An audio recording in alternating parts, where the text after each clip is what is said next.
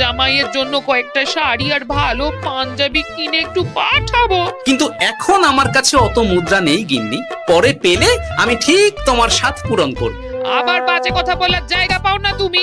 এতক্ষণ কোথায় ছিলে গো? আমি বেলায় নদীর পাড়ে গিয়েছিলাম, তখন কমলা আমাকে বললো তোমায় নাকি দেখেছে। কি দেখেছি?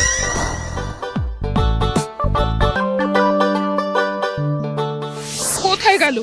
এত বড় মুদ্রা থলে কি হাওয়াতে উবে গেল নাকি? এই রে, এ তো মহা ঝামেলা। কখন কি যে গিন্নিকে খবর দিচ্ছে সেটা টেরও পাইনি। বলি মুখে কুলু পাটলে যে বড়, বলি রাজা মশাইয়ের কাছ থেকে যে এত রোজগার করো, সেই মুদ্রা যায় কোথায়? আহ, কানের মাথা খেও না তো। আমি কি তোমার কোনো কিছুর অভাব রেখেছি বলো একবার? খাওয়া পড়া কোনো কিছুর তো কোনো খামতি নেই তোমার। মানছি রাখোনি, কিন্তু তাই বলে আমিও তোমার স্ত্রী, তোমার গিন্নি গো, গিন্নি, তাই না? আমার তো জানার অধিকার আছে নাকি যে তোমার উপার্জনের অর্থ করি সব কোথায় যাচ্ছে? জানবে জানবে, সব জানবে।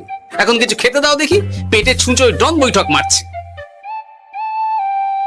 না, এরপর থেকে আর মহারাজের কাছে উপহার পেলে